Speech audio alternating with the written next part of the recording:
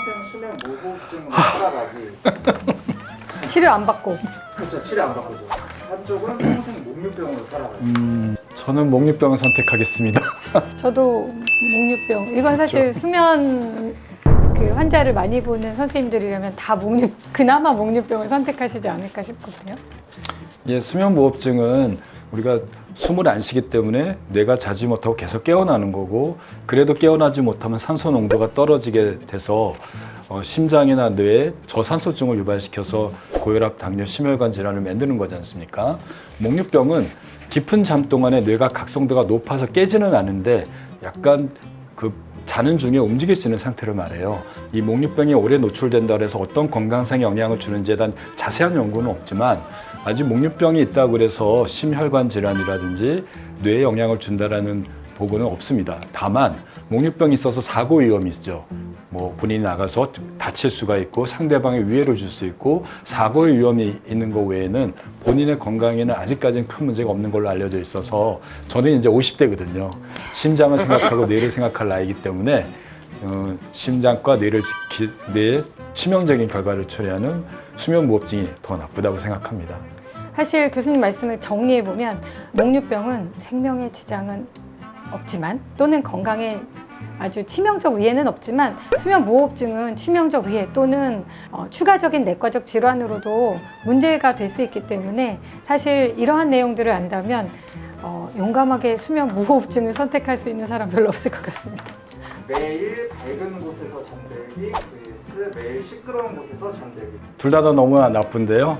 둘 중에 하나 꼭 선택해야 된다면 저는 매일 시끄러운 곳에서 잠들기를 선택하겠습니다. 일반적인 형광등이나 백열등 정도라면 우리가 잠을 잘 수는 있죠. 근데 아주 강한 불빛이라면 생체 리듬을 교란시켜요. 특히 블루라이트라고 하는 청색광은 그 빛을 쬐면 우리가 잠을 자더라도 눈을 통해서 뇌로 전달되면 자고 깨는 리듬이 교란되고 또 와해되고 불규칙한 리듬으로 바뀝니다. 하지만 소리는 우리가 강한 소리를 계속 듣다 보면 뇌에서는 좀 억제하는 효과가 있어요. 물론 강한 소리가 뇌를 자극해서 생체 리듬이 교란되지만 빛보다는 덜할 것 같고요. 우리가 소리는 그래도 뇌에서 차단하기 때문에 잠자는 리듬은 지킬 수 있고 수면 리듬을 유지할 수 있기 때문에 저는 시끄러운 데서 잠든 걸 선택하겠습니다. 저는 거꾸로인데, 저는 이렇게 아카데믹한 거 말고 저희 사춘기 딸아이를 깨우면서 해본 건데, 밝은 빛으로는 안 깨고 그래도 시끄러운 소리를 듣고 옆에 소리를 들으면 좀 깨기 때문에 시끄러운 소리의 환경이 조금 더 잠을 유지하는 데 나쁘지 않을까라고 아주 심플하게 생각해 봤습니다. 잠들기 어렵기 vs 중간에 깨기. 저는 잠들기 어려운 걸 선택하겠습니다. 전 좋은 거죠. 저는 네. 차라리 중간에 깨겠습니다. 수면 주기는 얕은 잠, 깊은 잠과 같은 수면 사이클이 4번에서 6번 반복하거든요. 이 사이클이 처음부터 끝까지 유지가 돼야지 우리가 육체 회복, 뇌 회복을 다 회복할 수 있습니다. 하지만 중간에 자주 깨게 되면 사이클이 끊어지게 되면 다시 원점에 또 시작을 해야 되는 상황이 벌어져요.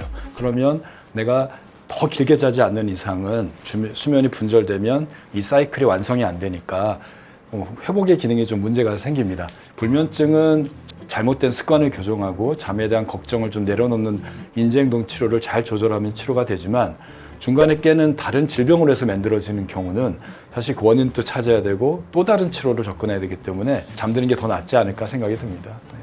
사실 이것도 조금 더 실질적인 이야기로, 예전에 제가 너무너무 고민이 되는 일이 있어서 거의 잠을 못 자고 꼬박 밤을 새본 적이 있는데, 정말 그때 되게 괴로웠거든요. 그런데 제가 경험한 중간에 1시간씩 깨기는, 이거 개인적인 얘기인데 모유 수유할 때 1시간씩 깨봤거든요. 근데 그렇게 해가지고 그래도 만약에 8시간을 잔다면 다음날 아침에 일어났을 때 훨씬 더 개운하더라고요.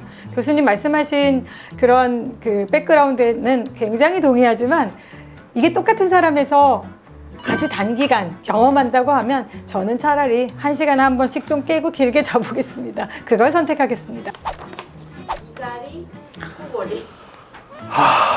코골이를 선택하겠습니다. 사실 단순 코골이, 수면 무호흡증이 없는 단순 코골이는 본인보다는 베드 파트너의 문제거든요.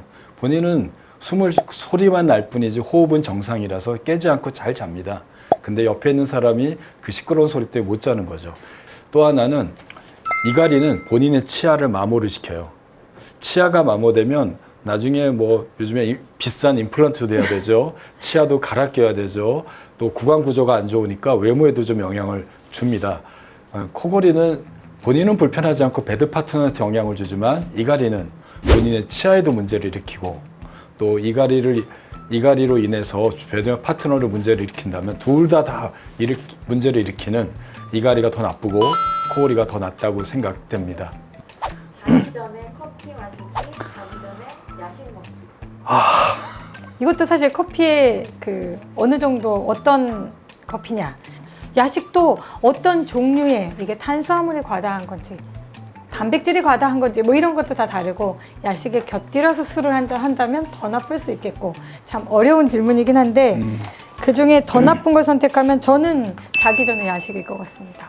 이 야식이라고 우리가 야식이라고 한다면 레귤러한 그 음식, 그러니까 즉 저녁을 먹었음에도 불구하고 추가로 더 먹는 거기 때문에 제 생각에는 이거는 뭔가 그 포만감 이런 것의 수준을 넘어선다고 생각하고요.